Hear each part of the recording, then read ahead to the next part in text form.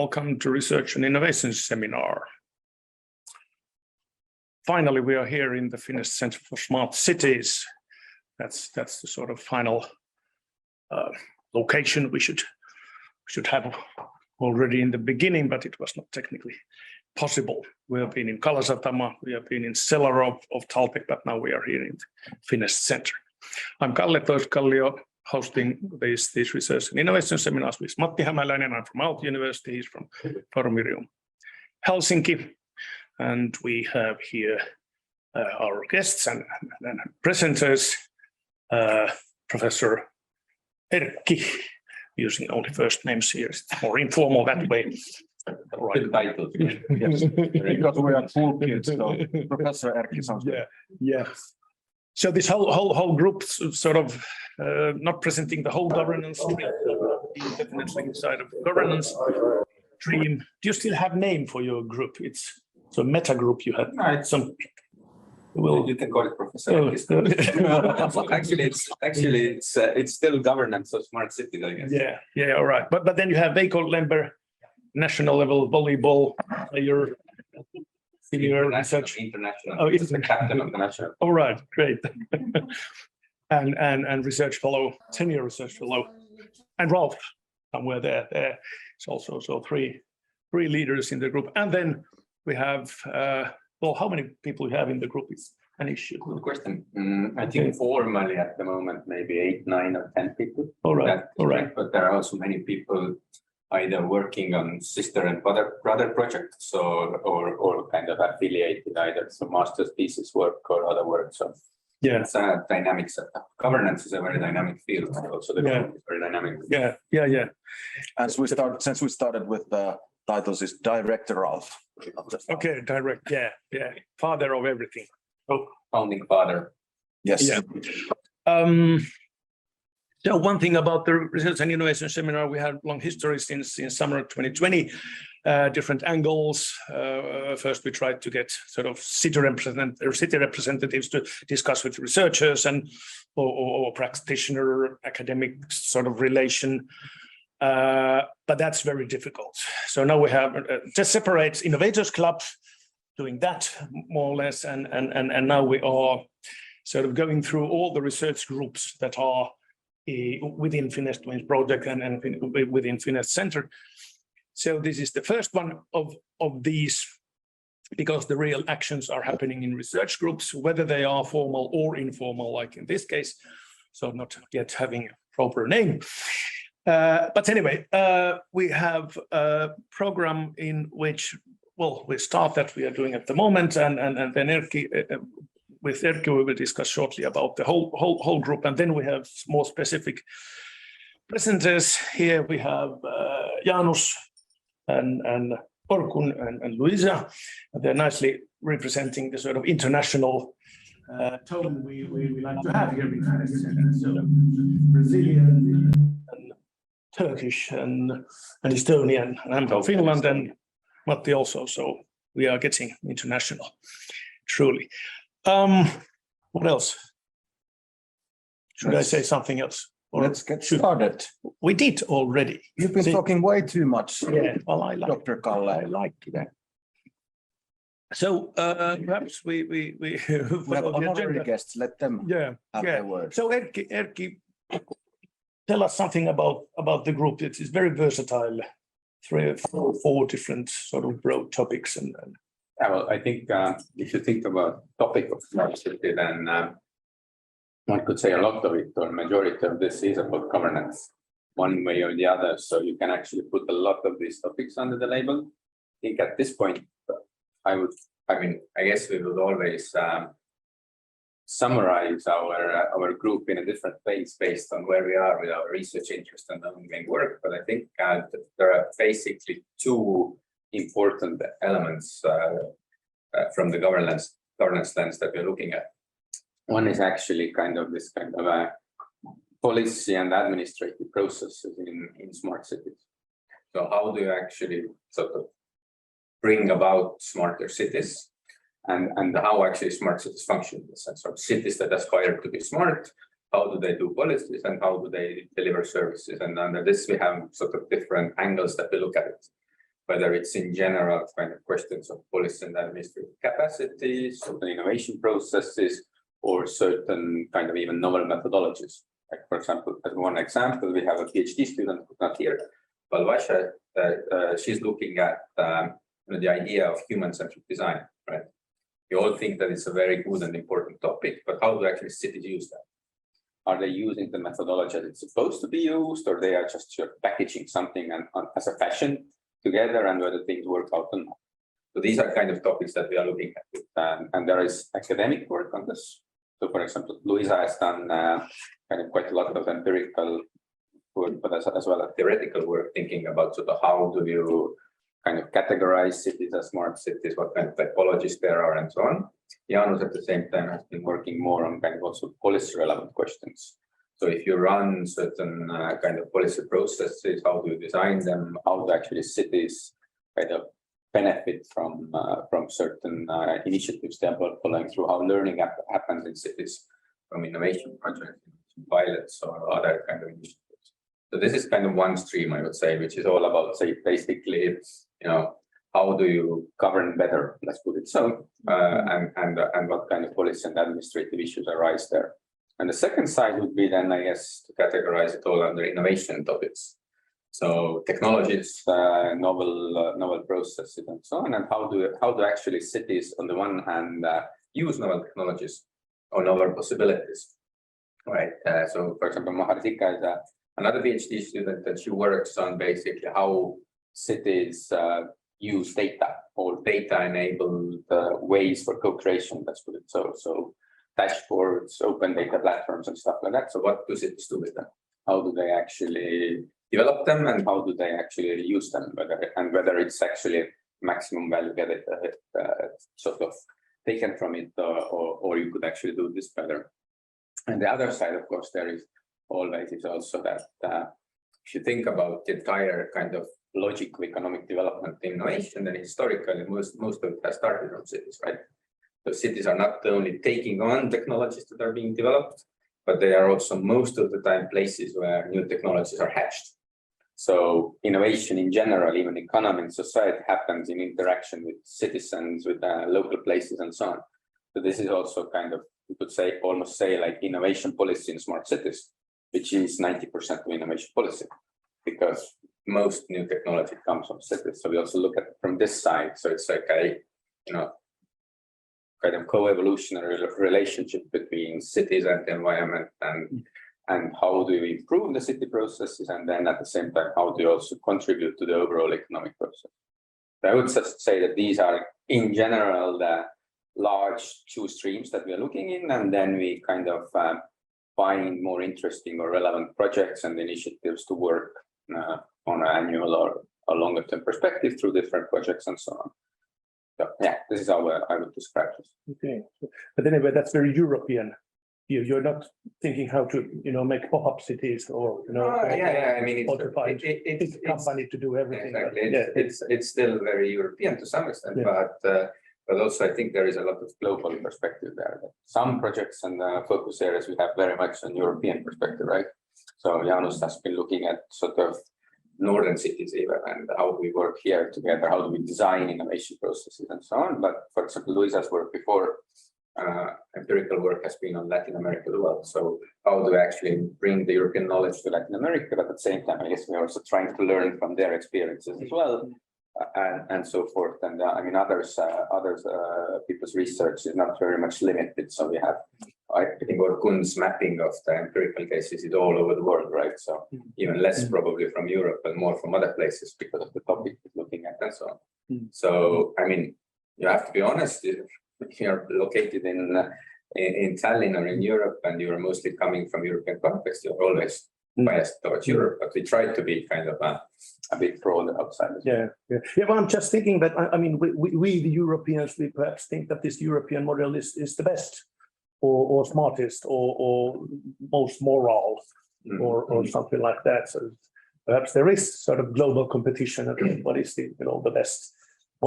I guess it's an entire sort of technology paradigm as well, or how technology develops, right? So I think there was on Tuesday I was in a panel in Berlin I was at home and panel in Berlin. And Francesca Bria was basically making a claim that you basically have like a peak tech in US, you have peak state in China, and we need peak democracy in Europe. I mean, you can almost basically always say that also the smart city paradigms or the way we conceptualize and so on, there is always this kind of competition, and this competition is not often friendly, but it's actually quite existential if you take it that. So we should keep that in mind. So maybe we have a mission to be also European a little bit in that global scale, but at the same time also accountable and fair. Yeah. I could believe that Chinese are thinking that nothing happens in Europe. They had no ecocities. I mean, they're just improving something existing. Yeah. All right. We're nicely bit ahead of schedule. Should we? More time for discussion, I think it's. Yeah, in the end. Or in the middle as well. Yeah. Thinking we had great catering over there in the corner. Perhaps we have more time to eat that. And dear audience, feel free to have food. It's great. And if you're online, then it's 8 other please. So 4th floor. Feel free to join in. If you're fast, you can grab something. All right. Then about I think Luiza is in our schedule. The next one, presenting her paper, Smart Sustainable City Roadmap as a tool for addressing sustainability challenges and building governance capacity. Yeah. Feel free. Slides will get somewhere there, and then I think it's appearing there. Yeah. Well, then our studio director, Anne-Louise, is changing the slides. Semi-auto. Just sit there, whatever is comfortable for you. Okay, so my name is Luiza. As Khalid said, I'm from Brazil and I'm a PhD student here at Tallinn University of Technology, the department, Department of Innovation and Governance. And today I'm gonna talk about my paper entitled Smart Sustainable City Roadmap as a tool for addressing sustainability challenges and building governance capacity. As Dr. Karo already, Erkki, professor, or as he mentioned, we are in the smart city governance stream, which is which kind of is an umbrella among the others, as I will explain in a bit. And here's the agenda that I'm going to talk. So first of all, the introduction, questions and purpose of my study, then methodology, some concepts, then challenges for smart sustainable city development, the roadmap, then some recommendations, final considerations, and next steps of my study. So first of all, mainly like when people think about smart city, they think about using emerging technologies, but of course, the success of innovation requires more than just technology. There is a need of a strong governance capacity to support this transformation of cities. That's what I will be talking about. Then my research questions are, what are the conditions to build smart sustainable city initiatives to address sustainability challenges, and how to build local governance capacity for smart sustainable city development? So with that, my aim is to advance this knowledge gap between governance capacity and smart city development, suggesting a path for addressing this local governance, as well as providing recommendations and future research agenda. By that, I'm suggesting a roadmap that can be used as a basis for building local governance capacity, and to help this guide of the development of smart sustainable city initiatives. And for this, I used the design science research methodology. Okay. You need to click on the screen again. The studio director. For that clicker to work. Okay. Okay, yeah. So yes, perfect. So how? It's four steps that I performed.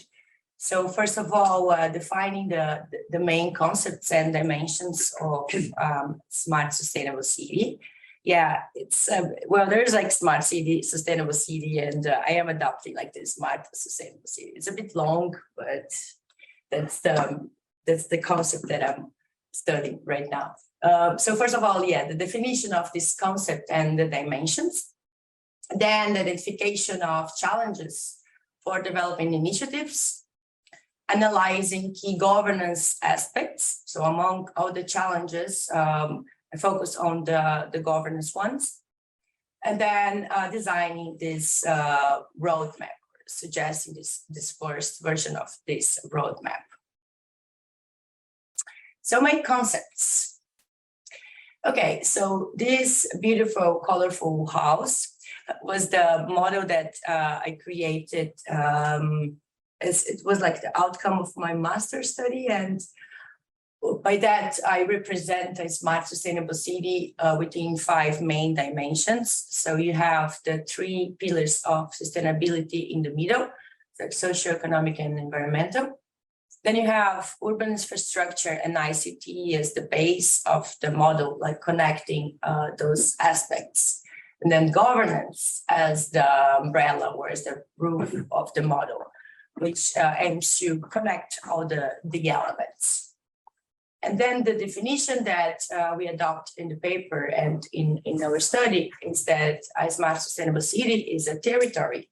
So not necessarily a city, but can be a urban or rural territory in continuous transformation, enabled by technology, innovation, stakeholder engagement and collaboration, constructing human, institutional, and technical capacities in order to solve problems and to create new opportunities in order to improve the quality of life in communities. So yeah, it's a lot of promises and aims of our definition. And then the smart sustainable city governance have a super important role in balancing the 3 sustainability pillars. Also connecting the IT elements and ensuring this long-term relationships with different stakeholders within and across governments, business, and society, including participation of the citizens and so on. So that's the main or what we want the governance to be able to do. But of course, it's not easy to get all those elements together.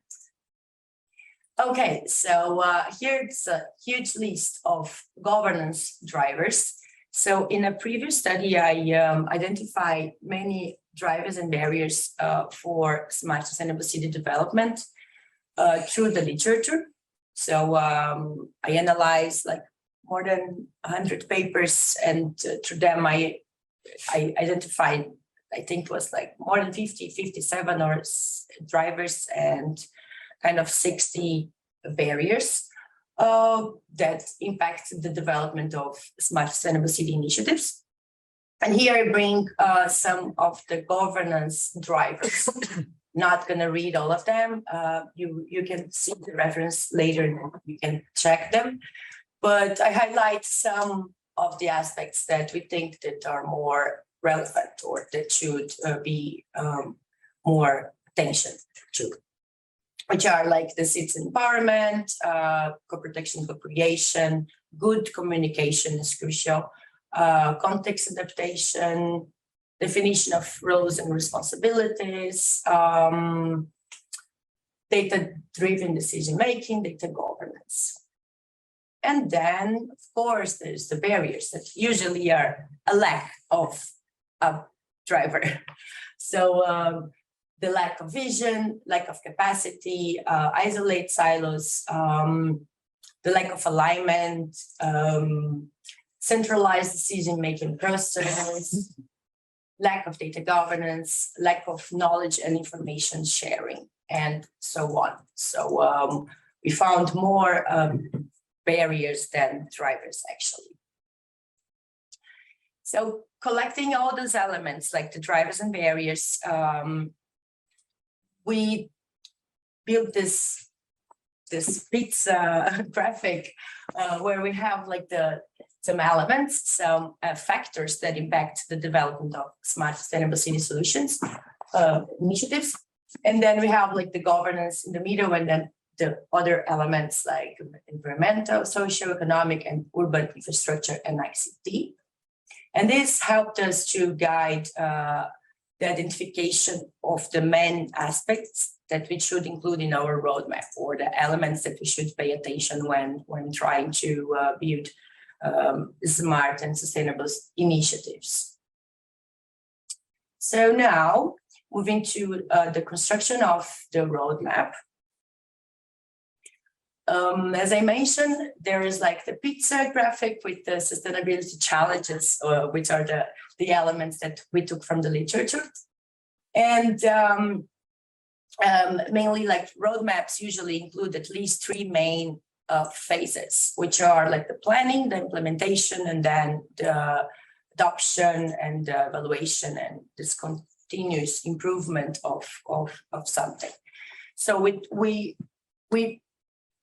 identify key governance conditions, or 11 governance conditions, and we classify them through the phases. So the first phase, the planning one, the main conditions are awareness on the current state, strategic planning, defining assessment criteria. And then in the implementing phase, we have the managing policies, defining management governance arrangements, engaging with stakeholders, managing and governing data, and setting up the infrastructure and integration. And finally, the last phase, it's about the delivery and the adoption of this initiative. And here we have the delivering and the dissemination of the initiatives, managing education and user training, and of course, the monitoring and assessment of initiatives in order to improve them and to have them in place for a long term. I will talk a little bit of each of the main stages. So the first one, the planning, as I mentioned, have like 3 main conditions.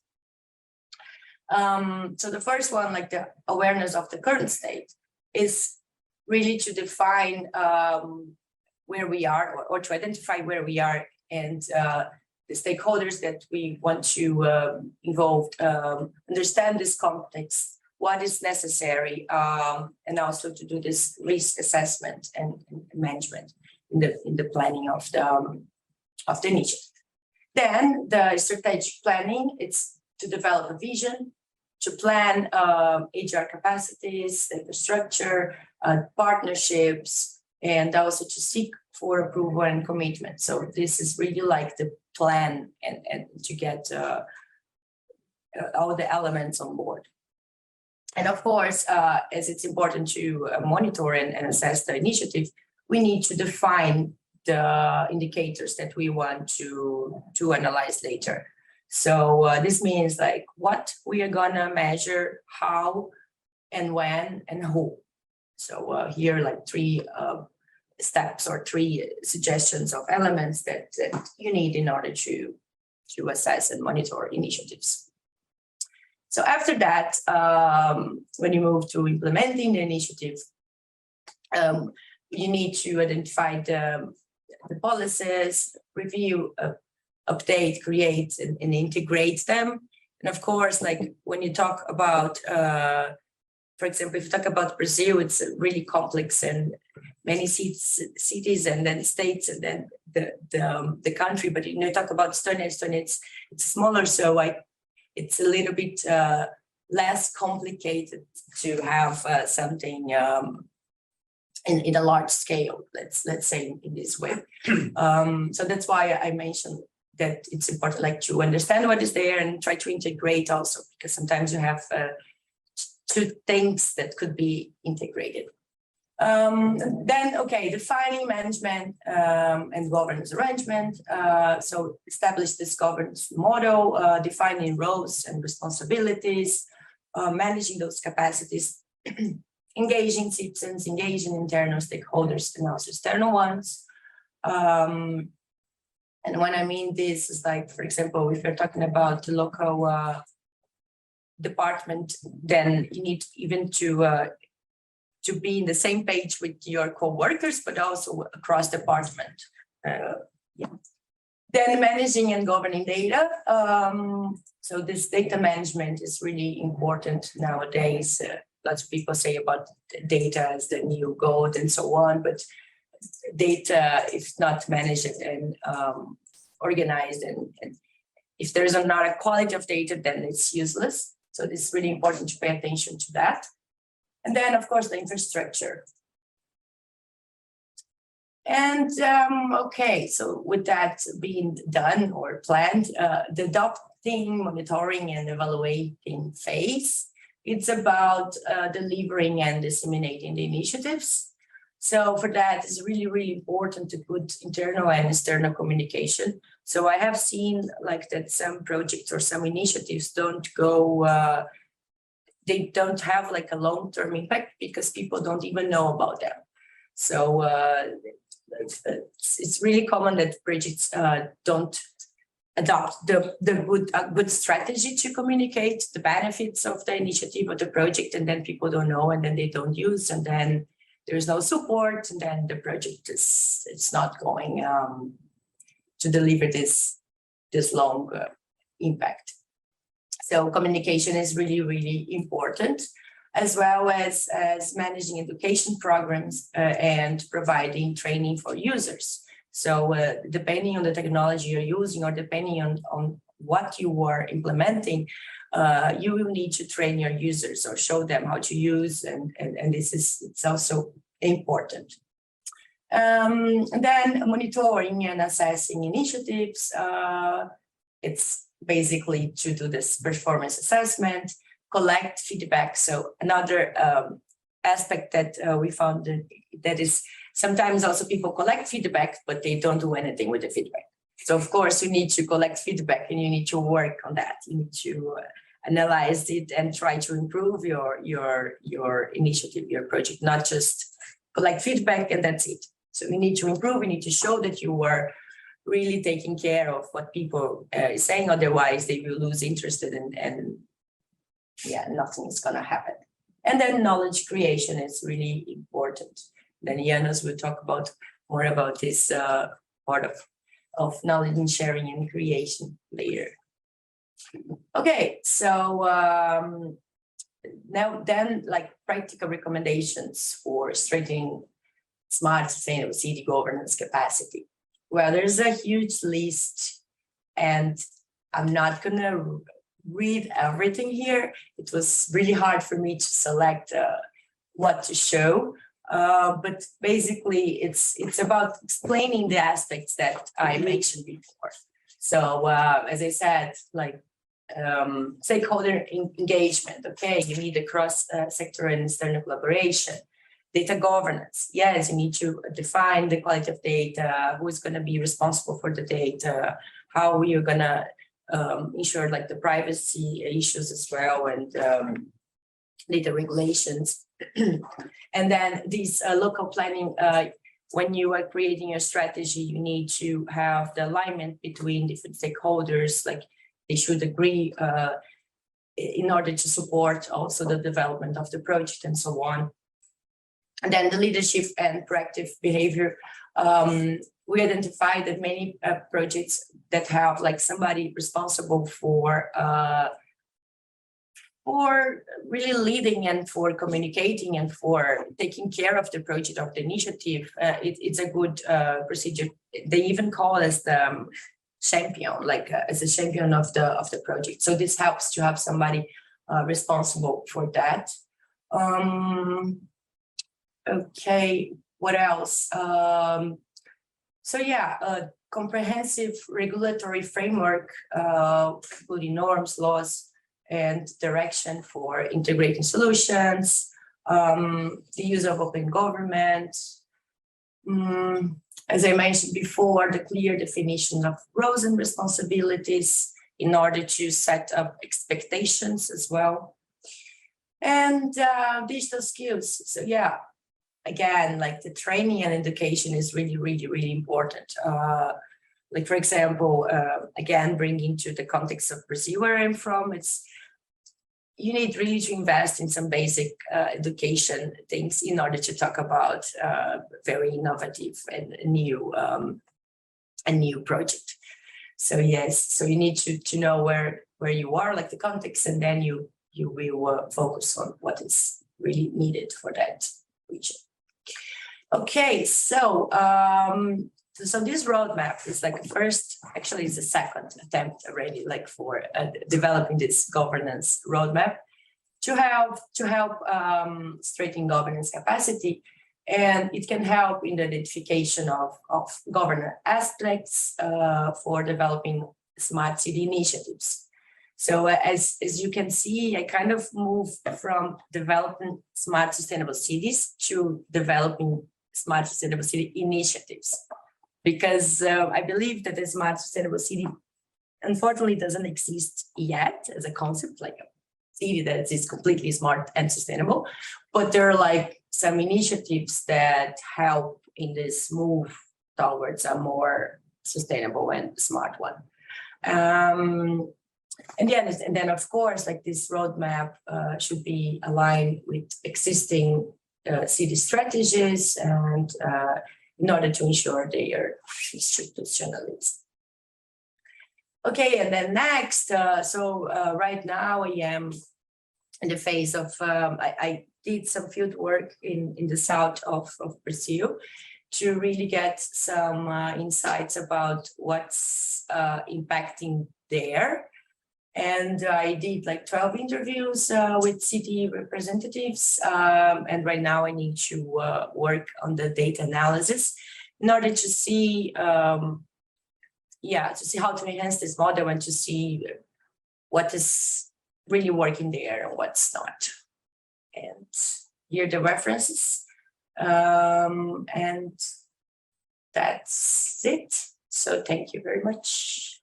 I hope I didn't pass the time on. Well, you made us backtrack to schedule. Okay, good. Press the applause. So it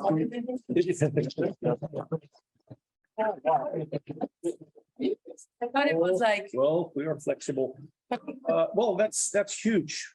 yeah, Thing. sorry. I mean, your work or this roadmap, and really raises several questions. Yeah, and for almost the first time, there's some questions or comments in the chat, which is very positive. So thank you for our online participants. First, comment about, I think, the smart city definition or categorization, mentioning that in machine to everything economy studies, smart city is a subclass case there. So there's a reference to a paper, might be worth checking out.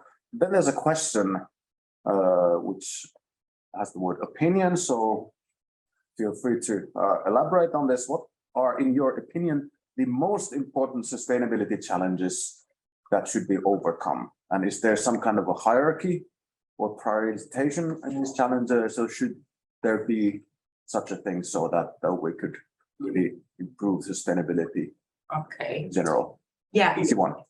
Well, no, not that easy, but so yeah, usually when people think about sustainable or like smart sustainable city, I noticed that people think about the environmental aspects, so about green projects and emissions and just this part of the sustainable aspect. But as I showed, like the sustainable here, at least in my concept, is like the balance between the three aspects, like economic, social, and environment. And I think it's to, well, I don't know how to answer that, but the sustainability here, it's to create something that will last. And I think this is a challenge. For example, I saw one case of the bike sharing project. So a company went there and put like many bike sharings, and it was super cheap for the users to get a bike. It was similar to the scooters that we have here, but for bikes. And then it didn't. So first, one company was supporting, like financially speaking, the project, but then after this company didn't do it, and then there was bad planning, and then they just didn't continue with these initiatives. So I think one of the biggest challenges is to create things that will continue to be used and continue to advance. So in this way, yeah, I don't know if I answered, but you can also answer that, or the questions are just for me. Yes, indeed. Feel free to jump in if I that. think just that the exercise is actually very interesting and frightening if you think about all the pizza picture, right? So that what is actually, when we talk about smart and sustainable cities, everyone is talking about it, then actually what you see there, so this exercise is that this is like, it is basic, just take away city and it's like smart and sustainable governance or whatever, but this is a topic of almost everything. The biggest danger is that if you have such a kind of hot topic like smart cities, and people all want to kind of jump on board, then they oftentimes choose only one element of that and overdo it. So you almost get like, smart city washing, like you have greenwashing, that people overemphasize one element and then actually with very detrimental impacts, right? So if you think about sustainability, we've all been focusing on CO2 mitigation with very detrimental impact on biodiversity, right?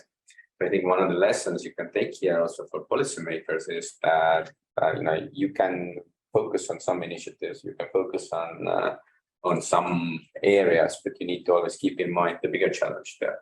And if you want to develop smart and sustainable cities, you cannot do this really like having an office for smart cities or having like 5 projects on smart cities, but you need to actually integrate this idea or these values into your overall strategy.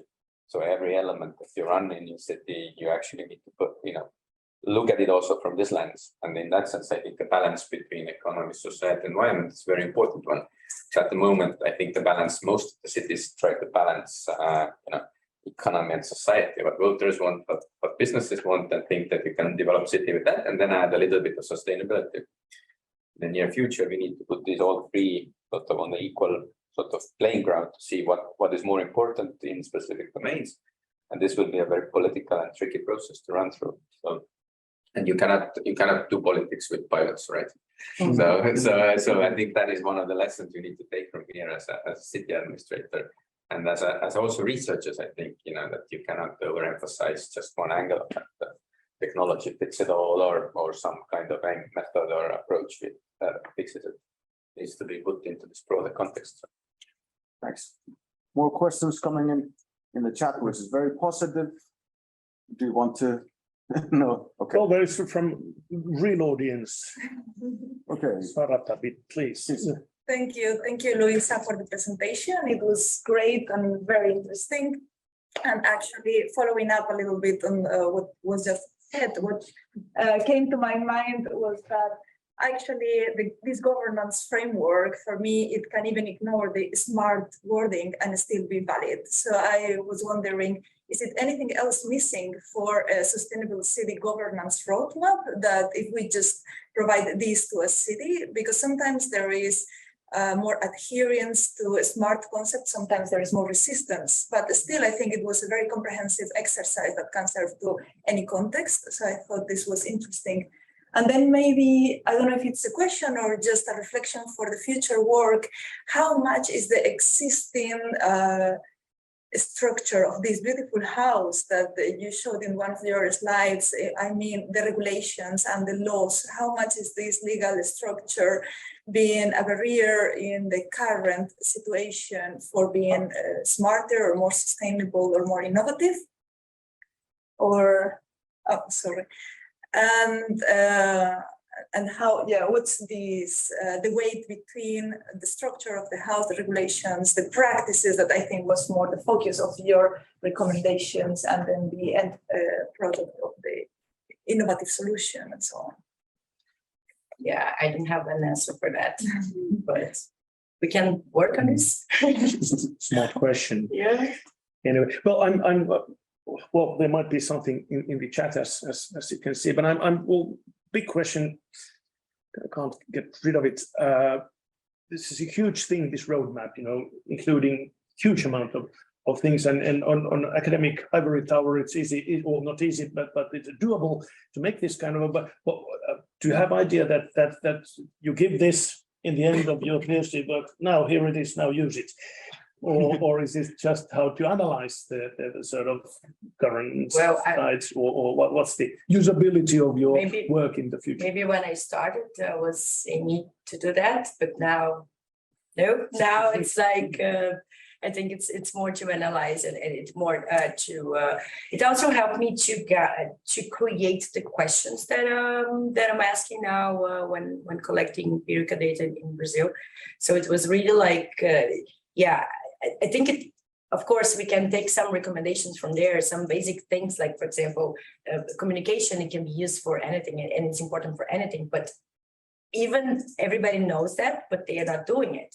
So it's kind of when you analyze why projects fail, like communication is one of the most mentioned ones. So I think it's more, as you mentioned, as the second place. It's going to help more to understand and to study that really, like as a recipe, like take it and do the cake. Like here is the instructions. So unfortunately not. I also think about this as a kind of a summary of the current thinking around it from different lenses, and now you can, I think, also empirically, Luiza is looking at sort of what to actually cities do. So what end of the thing they are focusing on? Are they actually overlooking something that might be very important, right? And so this is kind of like an ideal type, let's say, setting, and now you can actually see what to actually cities focus on, and what kind of compromises they make politically, in the sense that you don't do it almost never ideally, because you don't start cities from scratch, at least in Europe, right? So you try to transform, right? So that's this is a template probably for building, cutting down a forest and building a city, which probably Pizza says it's a stupid idea, but or doing it into a desert or something like that. But when you do kind of modernization and stuff like that, then probably you only focus some elements. But now it's an empirical question of, because I think in smart city literature there is always this problem that although we researchers try to do kind of neutral empirical research, but as it's such a fashionable topic, there is always kind of a normative agenda setting and the hype around it, right?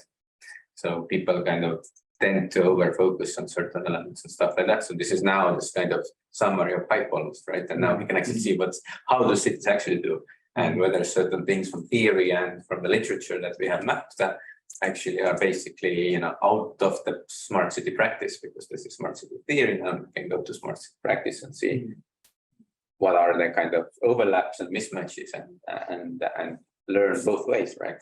Cities can learn a little bit more from theory, and the theory can learn more from the practice. And also, I mean, this might be, roadmap for your research group for next 10 years, so sort of high level. If you're in academia, you can extend that to like 400 years. Or something. Yeah, I mean, the pizza thinking, that's probably a good map or frame of reference. And again, pointing out that we are focusing on this, so that's we're not doing this. So I think that should be the function, understanding that we cannot do all at once. If we are working there, we cannot be working there at the same time. And I think this is very good for a general discussion. So understanding that, okay, now we're talking about apples and oranges. But also for cities, for example, if you take these three elements together, right? So that, when things come from outside, new ideas, new initiatives, new solutions, you have a kind of framework to assess, will it actually solve my biggest challenges or not, right? So your biggest challenge might be your energy system, but somebody tries to sell you a better iPad, right? So that's, or something like that, or a better dashboard technology, right? So you can actually have a framework and say that, okay, limited resources, limited time, limited amount of people, where should we actually focus ourselves, right? So, And I must say at this point that the chat is going wild. I think we have had more comments during these first 5 minutes than during those previous 12 sessions combined. It's just my family, like, waking up. Could be, but I think again, we're getting somewhere. Well, yeah. it's a bit Bring public transportation and talent, so it must be worth something. I don't know, actually, should be able to answer all those, I mean, in the longer run, not in this session, but perhaps we can arrange some sort of never-ending chat discussion. But let's see if we can go through these later on during this session. Apologies, I try not to ignore any one of these. If we're not able to address these questions, then we'll. But you we'll can pick discuss them one. afterwards. Please pick one. I think the chat manager. I will try to combine two. So there's a question about KPIs, key performance indicators, or performance indicators, metrics in general. So what are the top KPI regions that are striving to improve through sustainable smart city initiatives? And are there cities that follow best the roadmaps, or are there some more exemplary cities or areas that we could learn from? Regarding the KPIs, I think as Erkki was saying, it depends on what, or is the size of, is the piece of the pizza. So it's really hard to measure like all the elements of the city. Usually one initiative or one city, it's gonna focus more in one aspect, another one in another one. There are some studies, then maybe you can send me an email and I can send. But there are some studies being done with the collection of many KPIs in many different dimensions or dimensions of the city, like mobility, health, education. So yeah.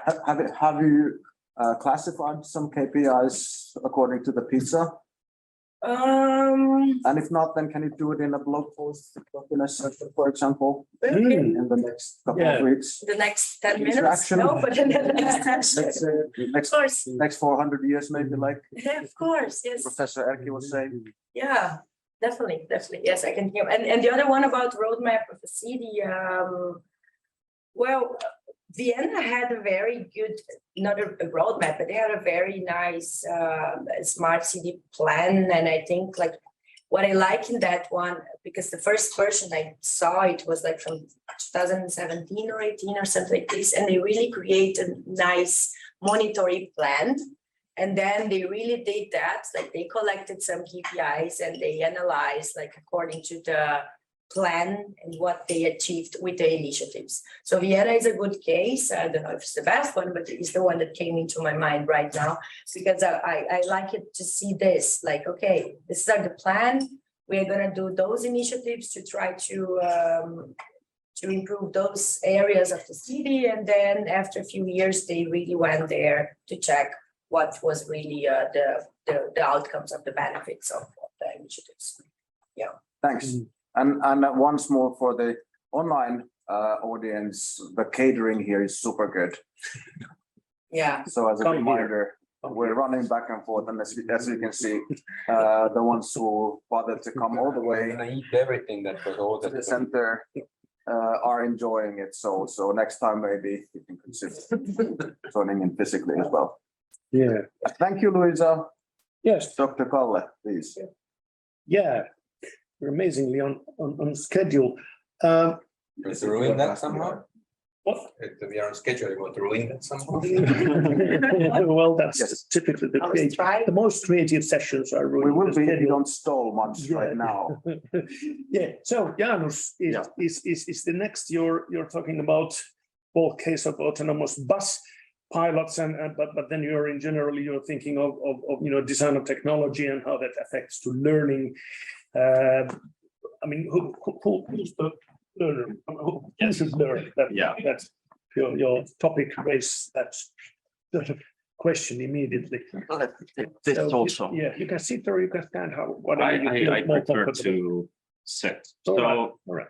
Hi everyone. My name is Jaanus Müür. I'm a PhD student in Ragnar Nuttse Department of Innovation and Governance, and I will give a brief overview of paper I co-wrote with Professor Erkki, and it has also survived the valley of desk reject, so it will go under review as well. So maybe why to think about this topic. We have already touched this question, how to maybe define a smart city as well. I remember Ralf once said that one of the definitions of a smart city is how many smart city projects there are, which makes sense, but I think we also should go a bit more deeper. It's not only the number of projects, but what is the outcome of the projects as well. So in general, we can see that there's a lot of cities in the world that have mentioned smart city development and piloting new technologies in their strategies and whatnot. So it's like Amsterdam, London, Tallinn, Vienna, whatnot. So a lot of cities are doing it because it has become fashionable to do smart city projects. So the aim of this paper is how the setup and design of the pilots supports or hinders the processes of learning about the new technology and also its eventual adoption.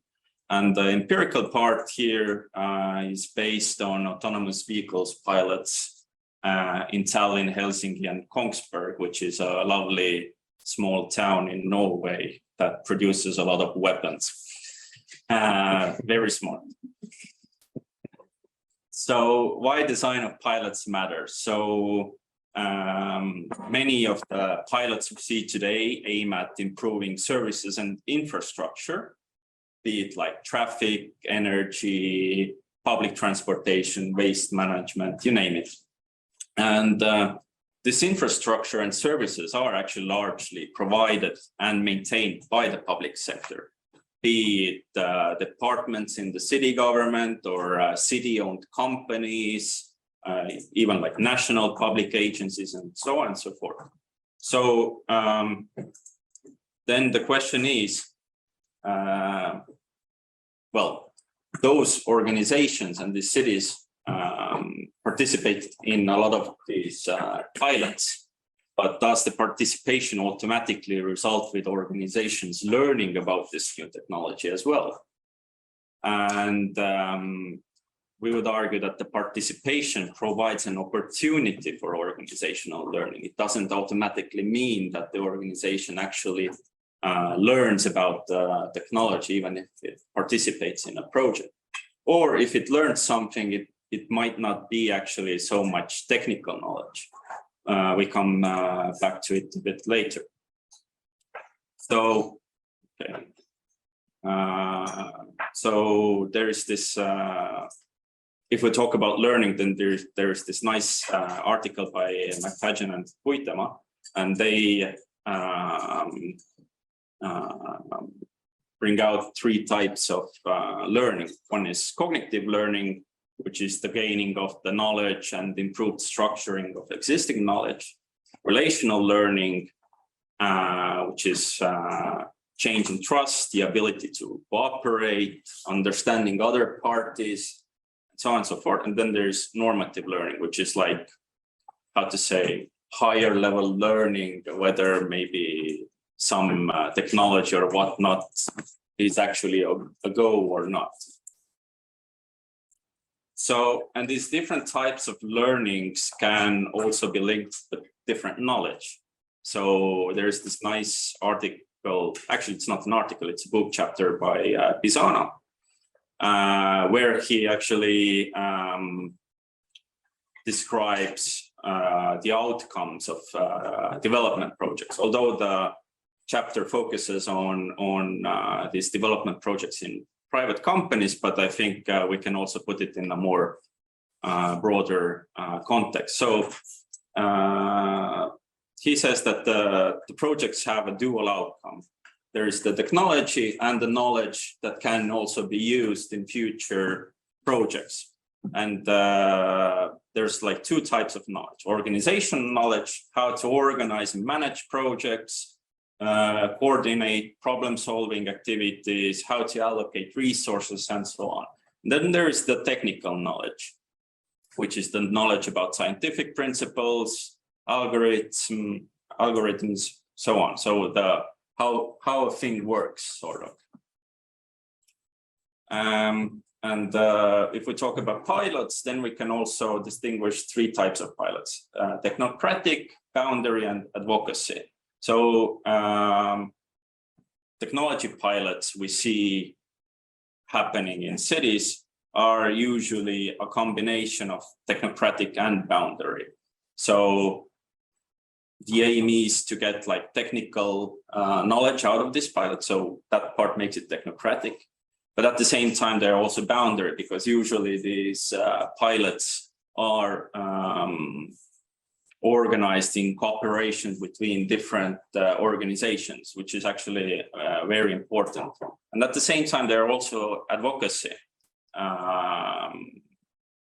projects, because there is this sort of, how to say, assumption that if we pilot some technology and we use it, then it will improve our lives also. So if we talk about the connection between learning and knowledge, then we can say that cognitive learning generates technical and organizational knowledge. Organizational, especially in public sector context, because there's like a lot of administrative work, procurement processes and whatnot, and relational learning.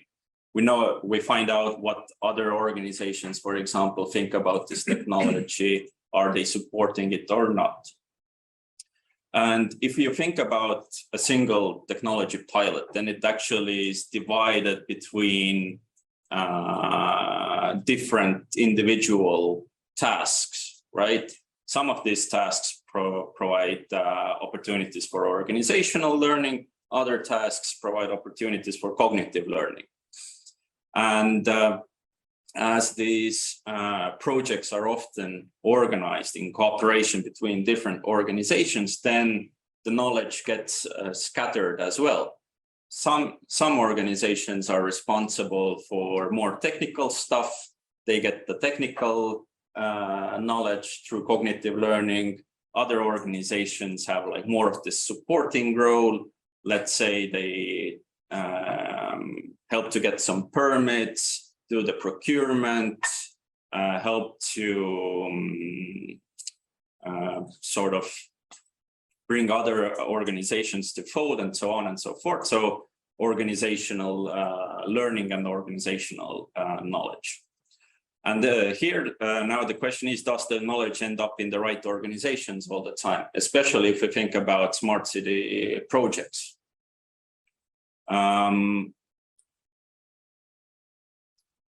Why it is important? Because, you know, in the end, the aim is to get the knowledge that helps us to later adopt this technology as well. And here it's a cumulative learning process, and I will say a couple of words about it now. So, for example, this here shows the process where a pilot of some technology ends up with routinization of this technology. So at first we find out what are the technologies that have most potential. This is like, does the laser work? Oh, yeah, it's here like in the bottom, and then we start piloting with it, right? So, and these pilots are organized in cooperation between different organizations. We already covered that the knowledge is scattered around organizations. But let's say, let's take some concrete example. We have some specific technology in mind that is piloted in the city that can, let's say, improve public transportation service, right? But now let's think that, well, the assumption should be that it's the city or the organization that is providing this service that should get this technical knowledge to find out how this technology works. But if right from the bottom, with in the piloting phase, it has only like the supporting role in organizing and running these pilots, then there is little chance that it will get the technical knowledge that is actually necessary for later adoption, because it has been stuck with only this organizational knowledge, and it doesn't, how to say, manage to get into these more technical tasks, because it has always had the supporting role. Later, I will explain with some concrete empirical cases this. This is an example of an autonomous bus pilot. What are the different tasks and activities related to preparing a pilot and operating a pilot?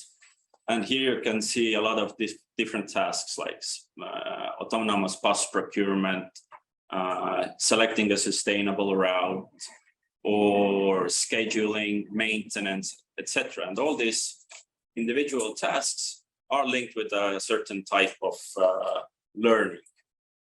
Some street works are going on. Yeah, welcome to the only technological university in Estonia. We always build back better. During every meeting, we always build something. And this actually comes from tape, so that they're creating this feeling of University of Technology. Yes. Yeah. Organizational knowledge needed here. Yeah. Way to do that. Yeah, so as I said, this is an example of autonomous bus pilot, but you can do same kind of exercise with any other pilot where some kind of technology is piloted. Now, if we go to empirical part, here are 3 cities. The most left one is Helsinki, if I see correctly. Middle one is Tallinn, and the right one is Kongsberg.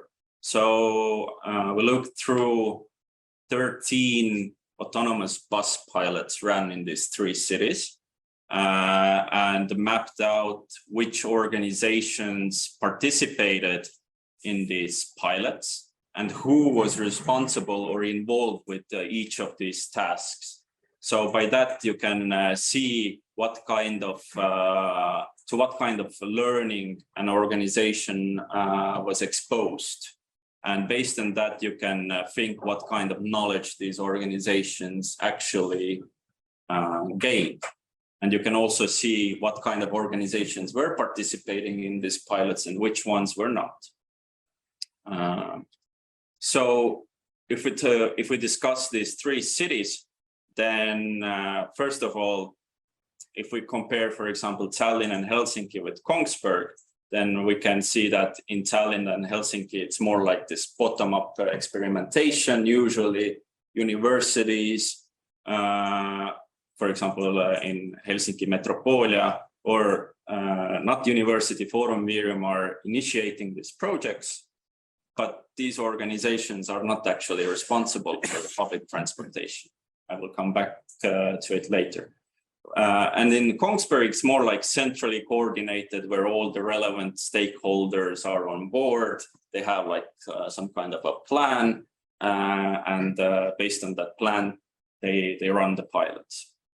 Then the next question is, are the pilots only about piloting the technology, or is it also about trying to figure out the business model? So here we can say that in Helsinki and Tallinn, it's more about piloting the technology, while in Kongsberg, It's more about trying to figure out the business model already. And why it is so is that in Kongsberg, we can see that the service providers, public transportation service providers, are also involved with these pilots, while in Tallinn and Helsinki it's not the case. Why it is important? It's important because in the Norwegian case, it's already the public transportation service provider who gets this practical knowledge. While in Tallinn and Helsinki, this has not been the case. Most of the knowledge has ended up in universities, or in Helsinki case, also in Forumvirium. In Tallinn case, to some extent, Tallinn Transportation Department as well, but the department has mostly been responsible for these supportive tasks, like running the procurement, maybe trying to get some permits and whatnot, but they themselves have not been involved, and the company providing the public transportation service in Tallinn has never been involved with any of the autonomous bus pilots in Tallinn, which is strange, actually. Oops, yeah. If you ask why, I don't know. So, yeah. What else I wanted to say? Not much. Not much, because time is running out already. Yeah. Okay. So yeah, anyways, what I wanted to say is that the design of pilots matters, because how to say, based on the design, we will see who is actually gaining the knowledge. And if the current service providers are not gaining the knowledge, then the question is why we are even running these smart city pilots, right? Do we do that only to show off, or is our plan actually to improve infrastructure and services? So I think this is something we need to, this question needs to be kept in mind. Thank you. Well, one more last slide. So as I mentioned, in Norway, the service provider has always been on board. It has provided operators for the bus. They know the technical details, whatnot. The company is called Vue. It provides public transportation service also in Sweden. And just recently on May 9th, they started a new bus line in Stavanger. This is an autonomous bus, actually, and it's already like more or less regular size bus, not the refrigerated 4 wheels. So as you see, it's sort of like an example where the service provider has gained the knowledge and is moving forward way faster than the organizations here in Tallinn or in Helsinki. Okay, but thank you for listening. Thank you. Yeah. First of all, I must say that I downloaded those 2 papers right away. Let's check them through. And I do love the taxonomy or categorization that you had. I have to look personally into it later on with proper time. And again, from perspective of Forumvirium and from Helsinki, I would love to discuss this in detail. Maybe we can do that over a beer at some time. But let's go on with the discussion here. I'm getting excited. Just wanted to maybe add one thing here, that Jaanus was very polite in the presentation to some extent, but 13 pilots, which is about, I don't know, 6 million euros, 7 million euros. And in the case of at least one city, in the paper, we say that, instead of cumulative learning, which should be the goal of the pilots, you start small and go bigger and longer and more complex pilots. We actually witness more like unlearning, that because you don't have the setup for actual learning there. And as soon as some of the partners that were in the previous pilots drop out, you actually have unlearning, because the city operates with a more simple and original kind of early pilots to some extent, right? So going from actually trying to embed a service into the or technology into the service, they are just buying like turnkey show of pilots just to raise awareness till 5 years after their original pilot that was supposed to raise awareness and stuff. And it's actually a very critical question also about accountability of smart city initiatives, offices, policies. That if you run just pilots and pilots and pilots, but you don't focus on scaling, then at some point you're just doing waste under piloting, I guess, to some extent. Also, should be also aware of that. Should we mention the name? No, everyone can read the paper once it goes past the valley of second reviewer. Yeah. Hell no. And I would even compliment this by saying that it goes on different levels. So on individual pilot level, this is again something that I have quite extensive experience over, is that if you design the kind of steering of a pilot well, so that you identify that there are different objectives on different sides. So the city should expect to, for example, increase their understanding of the procurement process or new technologies, and then the provider or operator of the pilot, they should expect something else. And if these are clearly articulated and identified at the beginning of the pilot, then usually it's quite easy to match these interests. But unfortunately, in many cases, these are not stated out at any point. So the pilot just runs through, and when it's over, then it's over, and people just split up. Yeah. And again, this also has to do with different kind of maturity levels of a pilot, like you were saying. Sometimes we are experimenting with something very novel that will be, mature for market in 5 years, and sometimes you're playing with something that's already in the market, and that should also make a difference. I just wanted to make another comment about the paper itself.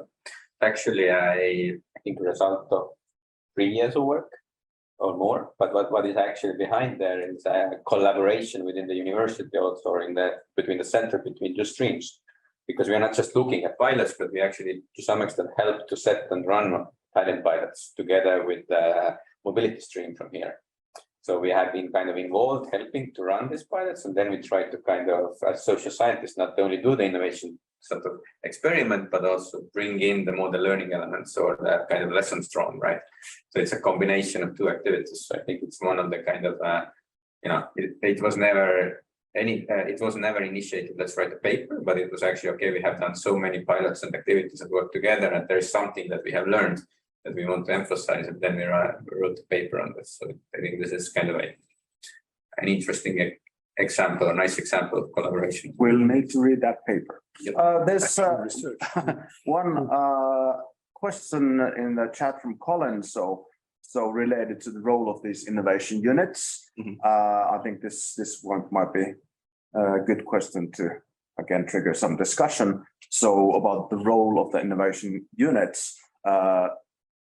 Does it perhaps also has to do with innovation units? They are involved in these pilots, tasked with participating in such projects, but they are too distant from the actual departments so that they cannot do it on their own. What is the role? So, can you comment on that? Yeah, so this is actually something we have also touched in the paper, and it is the innovation unit's role to actually bring the city into these projects, and that's completely right thing to do. Then the question is whether the knowledge dissemination practices are good enough, where the knowledge gained by this innovative unit gets to that actual department that is responsible for service provision, because they have like different capacities as well. Innovation unit has the capacity to think outside of the box. They have all the collaboration networks and so on and so forth, while this actual service providing department is responsible for cost efficiency and so on.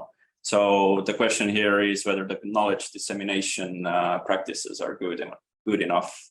Although in the case of Tallinn, for example, it is actually the transportation department that is participating in these pilots, or has participated in many of those pilots. But then again, it goes like, how to say, a level even more down, whether the knowledge gained by the department ends up in the company providing the service, for example.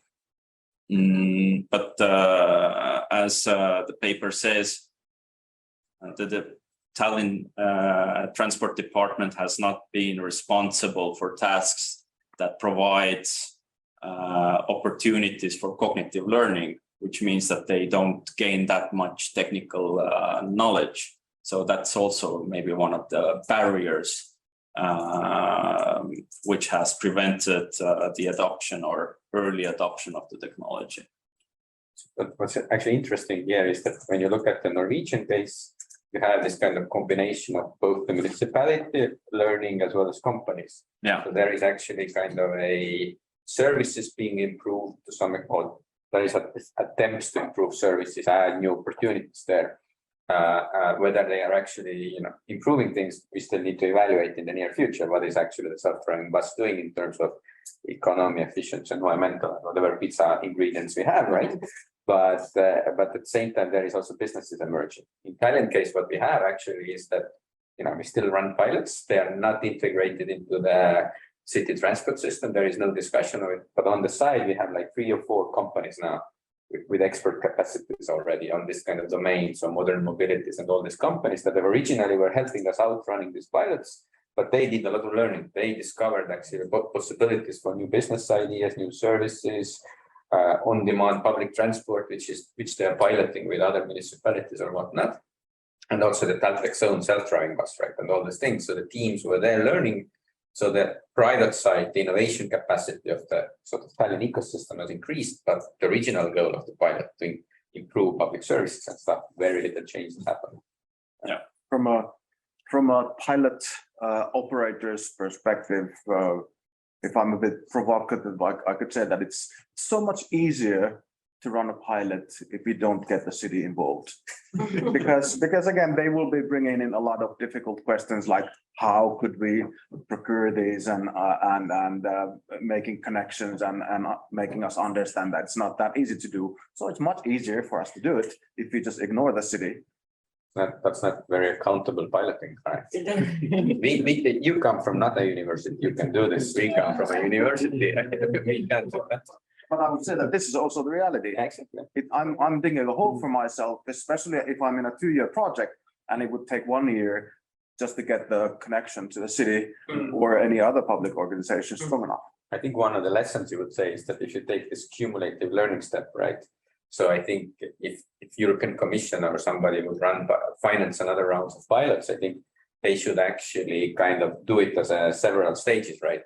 So you actually say that, okay, we will give you funds for 3 years to run a pilot, but you have 2 months to build the network that is necessary. And if you don't get it, you're out of the game, right? So now this sounds like a really great idea for a piloting program that we'll actually do it in stages. Yeah. So in the first round, you get to do a 6-month pilot with small resources, and if you are able to validate and show those connections, then you get to go to the second round and so on. Let's write this down and see if we can do it in Finnish. It's sort of similar to Fabulous project actually, where there were like several rounds. Yes. And companies built and universities built their consortia and whatnot. So yeah, why not to scale it up even bigger? Very good. We have about 90 seconds left, but I think there's still interesting question. Maybe we could address this. So from Michaela, can you elaborate on what you found about the process of translating the normative knowledge gained by local authorities into future legislation or regulation, in this case on ABs? Okay, maybe I can briefly describe how the development of legislation happened in Tallinn or in Estonia in general. So the first autonomous bus pilot was actually run by the government office of Estonia as part of the EU presidency. And the aim of that pilot was actually to raise awareness and make also the national agencies think how to legislate these pilots. And it actually happened without changing any laws, because organizations or the agencies just agreed that they will interpret the law in some specific way, which allows piloting, and that's it. But that was identified from the very beginning as, Yeah. as one of the objectives. Yeah, Maybe that answers the question, so. let's hope so. And it's now 11:20, we are still in schedule if Yeah, Dr. Kalle makes a smooth transition. Thank you. just thinking how to ruin the schedule, because You can do it, you can do it. I'm thinking, well, this is brutal and sort of popularistic question, but can we say that based on your presentation that Norwegian sort of public transport scene or the operators and the sort of professionals on that side, they are more mature than in Helsinki and Tallinn, we are still in sort of product centered, I wouldn't say Russian, but some sort of, just techno-oriented and no ideas of real services. So. Maybe to some extent we are more like technology oriented only. They have like this broader look, because one of the interviewees from Norway said that they know that this technology will destroy a lot of jobs and companies.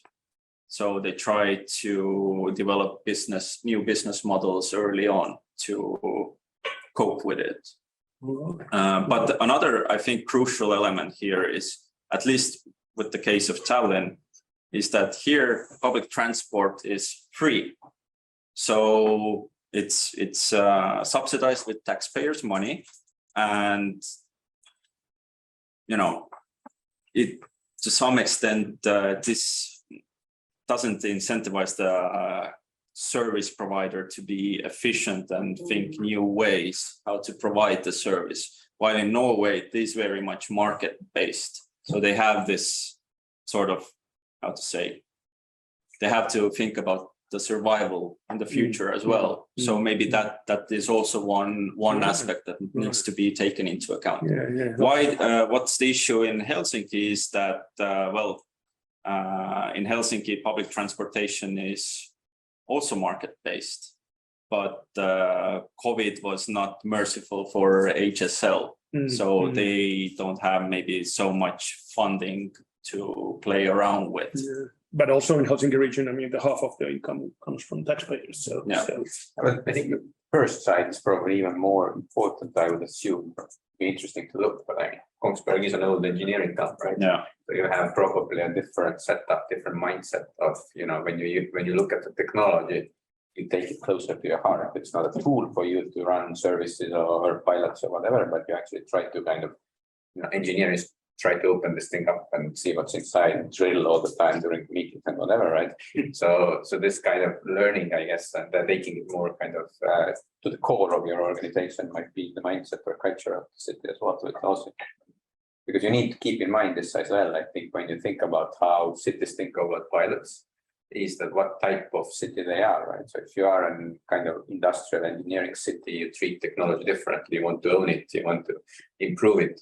If you're a service city, you want, technology is just a tool for something else, some outcomes and stuff like that. So might be an interesting future topic as well, right? That's a surprising answer. Better engineers in Norway. So. Better balance between engineering and other skills and culture. And if I may add just to the last point, I also think that the size of the city is another important element, because depending, for example, capital cities are more willing or open to experiment and to undertake pilots that maybe lead to nothing. But the smaller cities will only assume new technologies that can be either incremental or sure that are going to be adopted. And the knowledge integration has a totally different approach. So I think also the size of the city, so the types of the city regarding their orientation and their sizes is a different way on how they integrate those technologies. The capital cities are YOLO cities. You only live once and you go ahead with everything, right? Kind of attitude, because you have so many. It's a problem actually for economic development specialization anyway, and I assume it's also a challenge for actually choosing what to do, because you need to cover all bases basically. If you're a very kind of focused traditional city, actually it's an interesting thing to look at, you compare these cities, it's like what types of pilots they run or what types of smart city initiatives they run. If this is true, what we are discussing, then you can assume that actually Kongsberg is much more aware in selecting what kind of pilots to do and why to do it. And their basis of choosing is very different compared to maybe capital cities where you basically, capital city is like a state. All domains need to be covered because all interests are there, right? And I might still argue on top of this, since Kalle opened up this door for ruining our schedule completely. I'm abusing it. Yes, I'm abusing it now. I will do my best. But as a co-creator and a co-creation expert, I would say that regardless of how the cities and piloting operators are organized, as long as the pilots themselves are organized in such a way that different stakeholders are involved from the very beginning and they have a right role in the process, then again the knowledge gaining can occur. And again, anything that derives from there, like regulatory or legislative changes or adaptation, procurement can take place. But in many cases, what I kind of mentioned before happens is that you try to run the pilot as easily and smoothly as possible. So you don't want to have any people who have different perspectives to be brought in because they might disturb the smoothness of the pilot itself.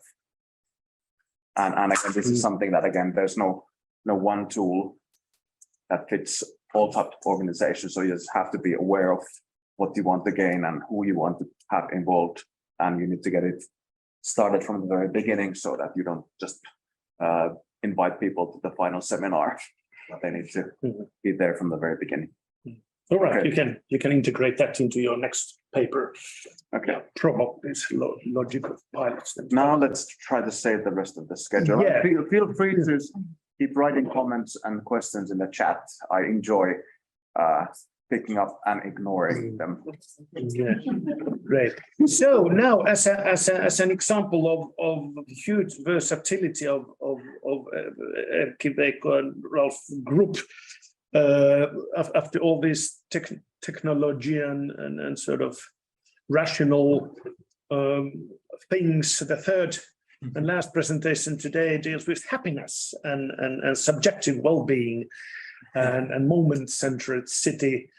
Orkun, Yes. please.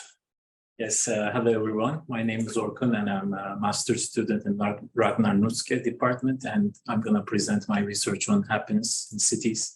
Fun topic. And the moment-centered city, which is coming from the lens that I will present. So, first of all, about happiness. Well, certainly it's one of the key determinant factors that shape the relationship between citizens and the city governments. And also, as a term, it has long tradition of discourse across different domains. But when we look at the history, we see that there is some pattern of evolution of the meaning of happiness. Basically, when you read the ancient civilizations' outputs, you see that happiness is actually something that happens to people, something that people have no control over. And actually, even the word happiness comes from the word hap, and it means fortune. So it's like something from God or fortune. And if you're lucky, you get happy, things like that. But like when we move forward, we see that, first of all, when you look at history, you see that there is not much happiness there. Lots of wars, plagues, poverty, and so on. And as Hegel quoted, these are just periods of happiness are just the blank pages of history. So maybe that was related to that meaning.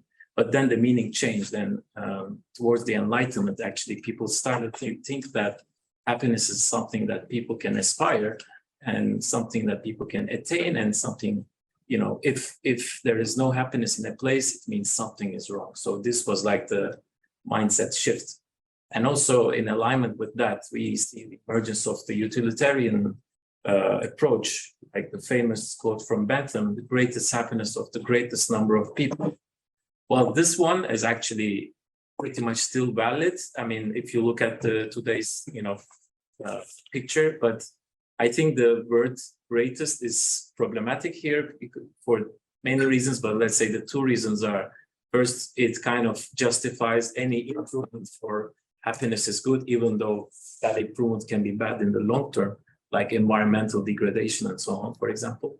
And second, it kind of diverts the attention from individuals to numbers, right? The greatest part. So it's a little bit tricky. And so this kind of triggered my interest, and I wanted to explore basically what are the lenses that city governments use, and can we propose an alternative? So the main research question was like, the moment-centered happiness, and how can city governments adopt this moment-centered happiness lens to increase happiness? To answer that, first we need to answer, why happiness became a duty of cities, and what are the predominant lenses today? What is moment-centered lens, and how is it different than the predominant lenses? And finally, what are the examples of application of this moment-centered lens? So actually, this is not something entirely new, but it's just something that we try to conceptualize, because this is done through ad hoc basis today. But we believe that, it can be done in a structured approach, and it can be embedded in the DNA. And the main objective of this research was not only to build a conceptual framework, but also build a taxonomy so that, it can be used by literature in the future. Starting with the duty of happiness, basically, there were some drivers in the last few decades, like, as we all know, globalization, urbanization, ICT development, and so on. And these drivers sort of created new citizen types. You can think of, like, for example, digital nomads as an example, right? This wasn't something that existed before. So these new citizen types have new values, behaviors, abilities, needs, and expectations as well. But we increasingly see that there is now a mismatch between citizen expectations and what cities offer. And this delta is getting huge. And that's why in the last, let's say, 10 to 20 years, we started seeing more and more happiness agendas introduced by governments and also by cities, actually. Then when we deep dive into these agendas, let's say, we firstly notice that there is a confusion about many terms, like the terms like happiness, livability, quality of life, and well-being. They're kind of interchangeably used.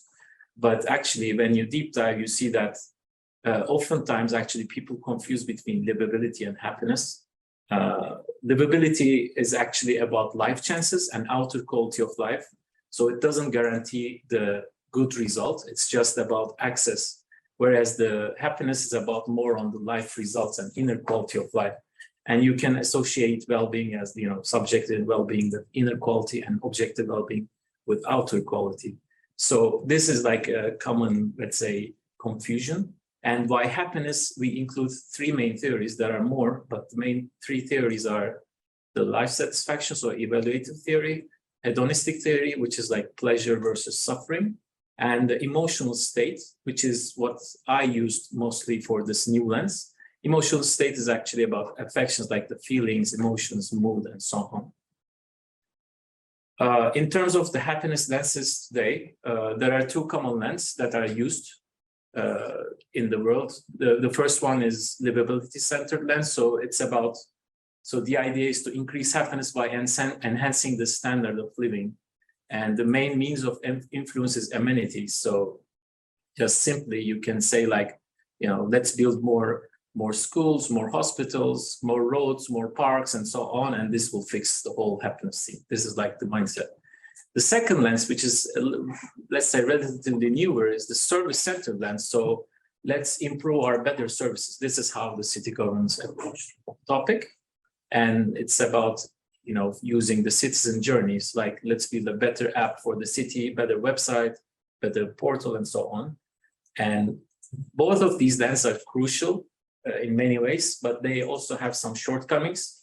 Like, for example, they lack some subjective components. Livability-centered lens, for example, rely heavily on infrastructure, which is costly and takes long time. And also, for example, service-centered lens focus on fixing the issues rather than exceeding expectation most of the time.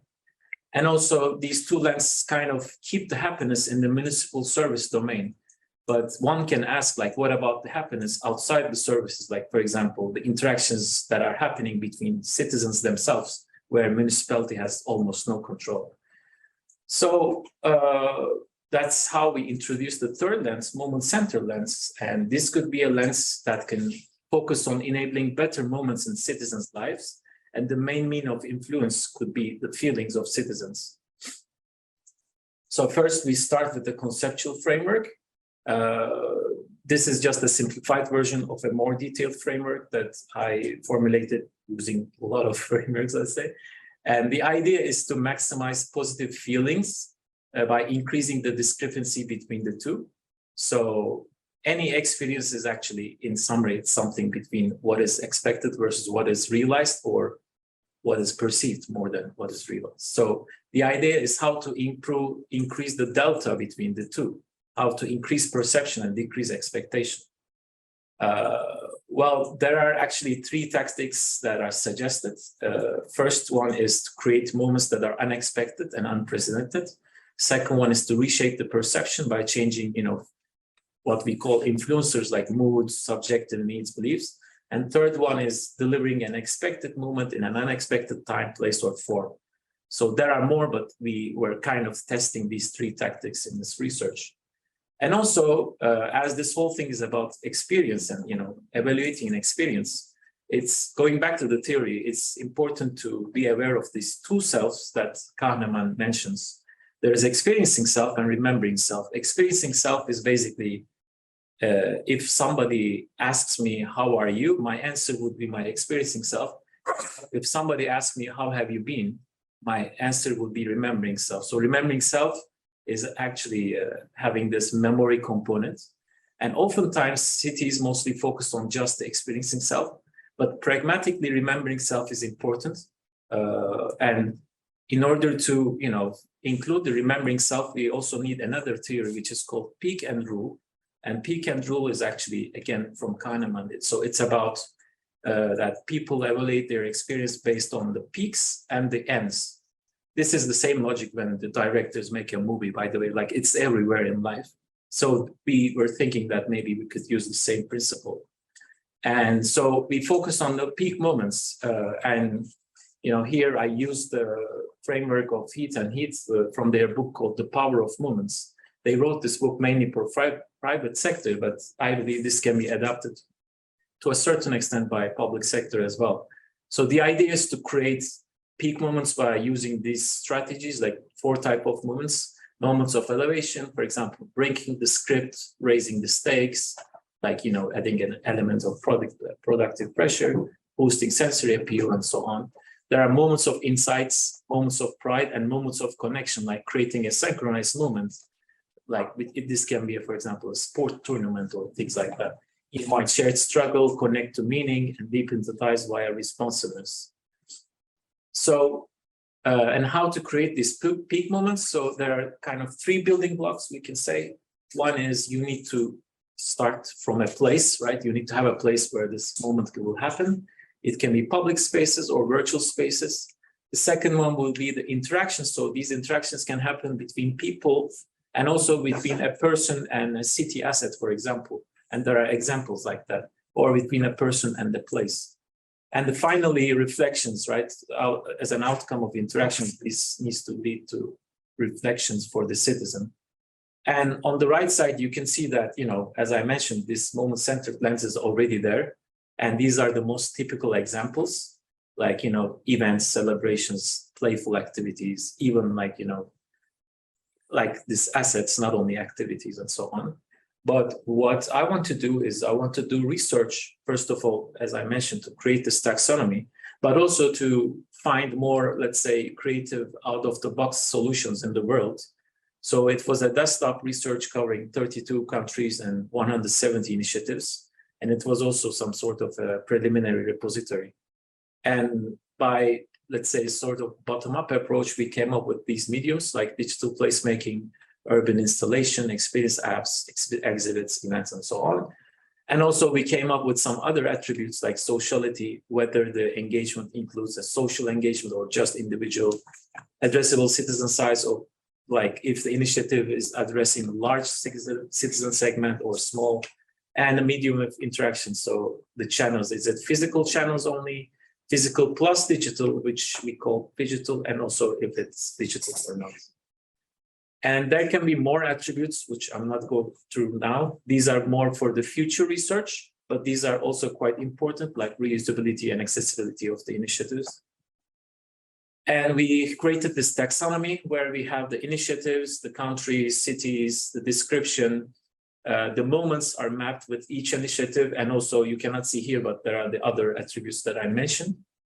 And like, I believe this would be a beneficial for academia and for cities. For academia, it could be beneficial because you can take this for the future research and elaborate it, maybe add more attributes on it. And for cities, this could be a start for, you know, assigning goals about happiness, moment-centered happiness, let's say, identifying target segments, like which segments are we covering through which initiatives and which movements and so on. So it could be also a basis for a calendar, like a yearly calendar or something like that. So analysis is basically taxonomy. It seems promising, but again, more tests are needed.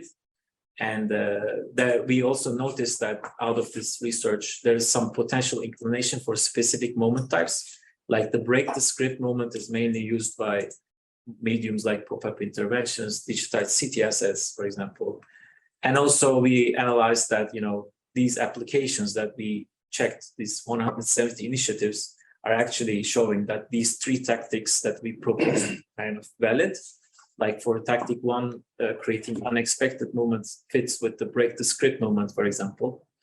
And lastly, the moment of insight and pride are more like we've seen examples with these moments less than we see the examples with moment of elevation and connection. This should be validated with further research, but it seems that it's because, you know, people are focusing more on interactions rather than reflections. And finally, about the discussion. So we believe this moment-centered lens can have benefits. First of all, it can expand the municipal or city government's influence from just amenities and services towards the rest of interactions happening in city. It may have good ripple effect, like if these initiatives can improve safety, economic activities, and so on. It can make the cities more hyped and more attractive. And also it's easier to reshape moments rather than reshaping the amenities that are built. And there can be certain critics as well, right? For example, we say that yes, moment-centered lens is less materialistic, but some examples include materialization, like urban installation. Also, the cities can fall into the trap of gimmick versus innovation. And there is a risk of hedonic adaptation. So when you build those movements, people can adapt. So you need to always come up with new movements, which is actually a pressure for cities. And finally, impact measurement is a bit tricky. So in summary, I believe that all three lenses are useful. It's just that there needs to be a balance. Maybe livability can be used for long-term, service for mid-term, and moment-centered for short-term. And cities should transform themselves to architect of peak moments. This should be a role for city. And finally, I think further research is worthwhile for this topic. And that's all. Thank you for listening. Quite rational after all, and very, very professional slides, but that's understandable. You're not PhD student. That's partly to mention Okay. that's to mention that this is 100% of Kun's idea and delivery, actually, that he came with the idea, and we just had with Veiko like that bi-weekly or monthly discussion on where we go with this topic. But I think it's a super cool kind of lens and approach to actually add on. So I'm just thinking about, you know, this municipality has built the park across the street here. It's super cool for kids, like a lot to do and stuff. But you think about kids, they get bored like after 7 minutes of doing one thing, right? And a normal approach of the city would be to build a new park, right? But maybe we should actually think about, you know, building less and having this kind of moments of add-on or changing actually the landscape of the place where things happen, right? Because at the moment you go to the park, there are a bit of asphalt, wooden roads, trees, a playground, very fixed, very metal and hardwood and stuff like that together. Takes a whole procurement to fix it and change it and stuff. So you need to wait at least until next election, right? So, so all these expensive things, the livability side and all these things are actually kind of very slow to change, right? And now it's full of kids. half a year, it's less kids because they need to get a new peak moment from another infrastructure, right? But when we actually merge these things, then you could actually even design that park differently, have more embedded spaces for this kind of peak moments and stuff like that. So I think it's super cool idea to actually add on that. That's this maybe big leap, but did you reflect this on Herzberg's motivation hygiene theory? No, sorry. Are you familiar with that? No. Okay, well, just fundamentally saying that in well-being, this theory says that there are different functions that make you happy and make you less unhappy. So, for example, work satisfaction, things that make you feel bad. If you reduce that, that doesn't add to being happy. That just adds to being less annoyed. Yes. So those are actually two factors. It's not one continuum. Yeah. And maybe then thinking about this afterwards on how this applies to the experiential side of city. Any questions, Ralf? Oh, sorry. Director Ralf. Founder father. Founder father. The role of promoting our pilots.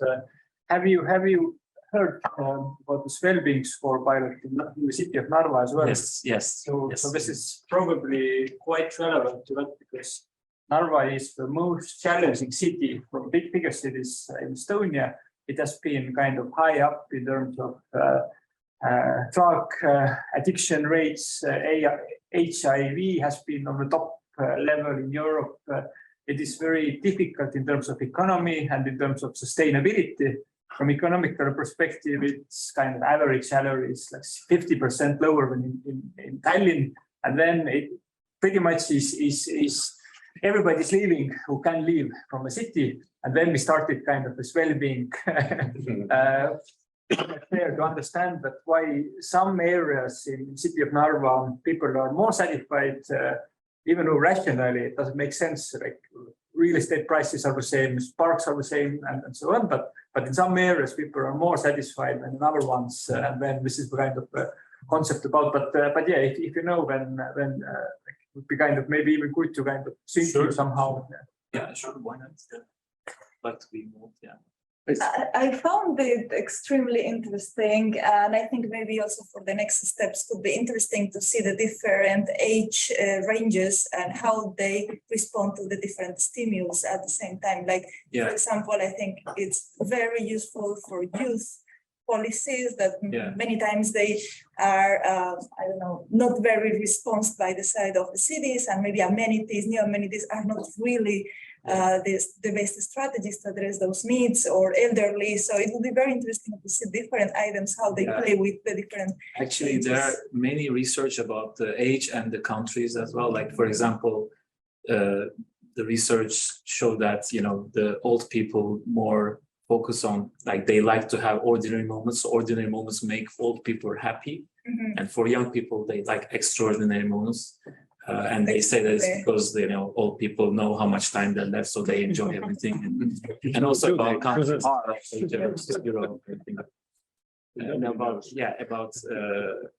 And another thing about age is that there is something called U curve in the literature. Like the happiest moments are something like, I guess, 15 to 30 and 6 or 50 and above. The unhappiest moments is between like 30 to 50 or something. There are many. Have the house loan. That's when you have kids and But I think to say here is that I think that, think about this kind of big moment thing, then there is actually possibilities actually for, city placemaking or city kind of quality of life to actually think about not only assuming that this is for youth or something like that, because I lived in Tokyo when Pokemon Go came out. And that was a big moment across the age groups because kids were running around with phones, elderly had group walks looking for the big moment of finding that bloody thing. And really the depressed 30 to 50, after hours, they paid somebody to take them combining running and finding the big moments of Pokemon Go. So there was actually people with maps, they knew ahead where the creatures are hidden. And they would take people around the city with running, like, you do sports, plus you get the moment as well and so. And then the fifth thing was there was also businesses. I saw guys cycling with bikes. They had like 5 or 6 phones on the street, and they would actually go with bikes and collect for others, right? So that, you know, those who really don't Experience it for us. those who want the digital, you know, peak moment. I have all the fancy creatures. They would pay somebody go around the city, right? But if you think about even this example from private sphere, but these things last really little, right? That's the problem. Or maybe if it's a peak moment, then if it's 2 years popularity, it's actually good enough. But if you think about like what municipalities could do for their cities, like we had when we were talking about this, like, you know, you have a park bench, right? So that the park bench is there for 50 years. So there are 50 years of stories that we could actually store about that. You don't just only sit on it, but you actually, you know, take the app and see like how many marriage proposals and breakups and whatever have been registered on the space.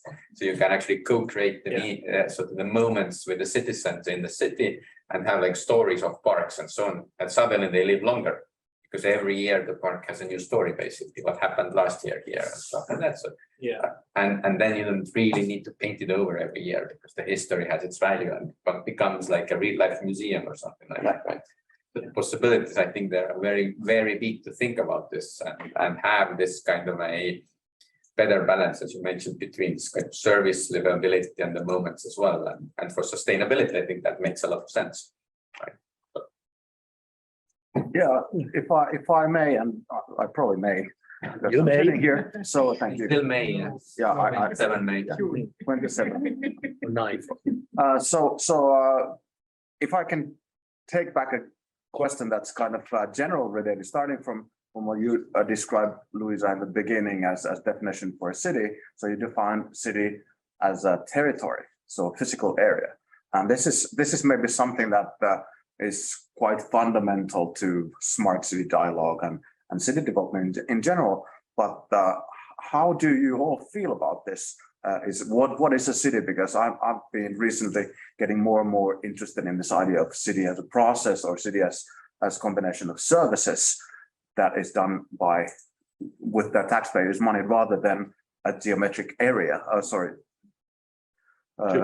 Geographic area constrained by a boundary, and thinking about what the city does, and especially from sustainability perspective, an area plot on a map doesn't do anything on sustainability scale, but then again, all that the city provides in schooling, housing, infrastructure, healthcare, all these activities, they contribute to environmental emissions and all of this. So, and especially coming to the last one, so the experience is not really about something that's static, but it's about how you go through 3 different parks instead of just going to one, so that you can get these new peaks of experience. So any comments from anyone? Well, I think city is something with multiple layers, and I think we should always think about different layers of it. And one layer can be, let's say, infrastructure, and one level can be, let's say, stories that people are having and experiencing, on a daily life. And also there's this time aspect. So it's like a 3D dimension multi-layer thing, which is quite complex. And I think so from my angle, let's say from my research angle, what people kind of omit about cities is that it's a living thing. It's not a static thing, as you mentioned. And also it's not about the things that are built there. It's about interactions with those things. And this is pretty much the main fallacy or main mistake that people do, even with the livability, right? So you build something, and now that we have smart cities, okay, now you can start measuring the utility aspect of that thing, like how many people use this public toilet on a daily basis and so on, how like occupation and usage and things like that. But these are, again, going back to this utilitarian approach. But I think we should go more than that, and we should think about what people feel about that thing that you built, and rather than just the quantitative part. So it's important to add those qualitative aspects, which can also be measured, by the way, like, you know, I didn't mention, but there are many ways now that are developing, right? You know, heart rate, blah, blah, you know, different ways to measure happiness in different ways. So I think people should go more like quantitative is there, but they should be thinking from the living angle and also from the subjective angle and combine it together. Yeah, so the great conclusion. There's one question in the back. Oh, yeah. Yeah, hello. I'm Kaimon from the Association of Estonian Citizen Rural Municipalities. I would like to ask or add that it was mentioned that the service to the citizens, and I agree. Digital services, and if we just stick into the physical playground, yes, it's pretty difficult to make this peak moments, etc., because you need to reset or rearrange the physical world. But what about the digital services? I think it's easier or more easy to create this moment of happiness with digital services. For example, if you fill out some form and apply for something, then in the end of the process, what do you see? Well, close the form. Why not to thank the citizen? Well done. The form has been fulfilled. We will get in touch, or just to, I don't know, get some at the end of the process, some more personal message to the person who has, I don't know, filled out the form like an hour or something. So it's perhaps with these digital services, as gentleman there was mentioning, that to create these pages and stories, this digital, perhaps with this digital side, digital services, it's much more easier to, I don't know, add this moment of happiness to the, I don't know, interactions. Have you? Definitely. I mean, this is, I would see it still under the service-centered lens, because it's still some interaction between the city and the citizen. And as you said, those things, by the way, livability as well, those two lenses also bring happiness in some way. Like if you think about, you know, the famous Maslow pyramid, like if you don't have the basic livability things, you cannot go reach and have amazing moments. But what I try to say is that you don't need to necessarily, let me summarize this way. You don't need to have necessarily the best roads. Let's say you're an underdeveloped country in Africa. You don't need to have the same quality roads as, I don't know, let's say Germany, just to be happy. Because if you go through that direction, this will take a lot of money and time, and you might not even able to see it.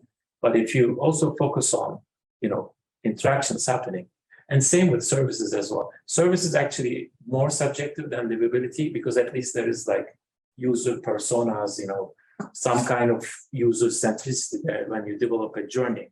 But again, it's kind of limited because it keeps the happiness domain between city and the citizen. But what about the citizens among each other, right? Strangers and so on. So they are like completing each other in a way. Like, but as you said, service-centered definitely lends that digital physical very happiness. There's also a question how often you actually use digital services. But definitely, I guess they are both, both layers or areas where you can actually do this, and you can combine them as well, right? So that the digital experiences on top of the physical ones. I think these are the more interesting things to do, because eventually, you want, if you think about also the healthiness of people and stuff like that, you want them actually to walk around and experience the city and be outside. But you get bored at some point. If you think about sustainability challenge, for example, right? Think about the moment of happiness, and I always describe like Tallinn as a great place to go away from. Because you think about, we all do that. For the weekend, we go to the countryside, or for holidays, we go abroad, right? But in a moment-based approach, think about having a I don't know, Berlin weekend. So you have this kind of technological feasibility that you turn in parks or spaces into like Berlin-like feeling with these kind of moments or something like that. You reduce the demand or need to travel abroad for short-term experiences, because going for a weekend in Berlin is a big moment, right? Eventually, and some shopping and good food. But this we need to, we have now 2 Michelin, sorry. You don't need to go to Berlin, right? But I mean, combining like these elements as well, and you could have actually kind of a much broader impact, and you can make people stay around, move around, be outside, drive less, fly less, and stuff like that. Or a simple case of renewing a prescription by a doctor, so that can be done online nowadays, which happens instead of you having to go downtown, wait there for 5 hours, and then drive back home. So from this But ecological that prescription could also have an add-on of go to that park because you will have a new peak moment there, right? As a suggestion. And then Well you can- done, and now go there. Right? and then you can exercise, which improves your health and so on. Hey guys, people are leaving. We should end the session before people are all leaving. So, Paul, as a great conclusion, and as a sociologist, I would say that, I mean, everything we have heard here, somehow between the lines, there's always, I mean, you didn't mention it much, but there's sort of sociality. I mean, a lot of people and people meeting each other and sort of as a value in itself. I mean, this we talk more about facilitation and sort of organizations, of course, and sort of logical things, but that's one thing might be added in the future, but that's of course part between disciplines. So yeah. Since we are already over time, thank you, everyone. Thank you very much for the discussion. Thank you for the online audience and the audience present here as well for all the questions, comments, and discussion. This has been very exciting. It's great to be back in physical reality again. I hope we can do quite more of these. It is the peak happiness Big moment. Yes. Seminar at the end. Be back in person and Yeah, and thank you for making all the arrangements, especially the superb catering here. Really enjoyed it. Yeah, the invisible studio director, unable, can you change the camera to watch it? No, shy. But you have the shirt on, so you can show yourselves. So have a nice lunch, everybody, and see you around. Bye-bye. Bye. Bye-bye.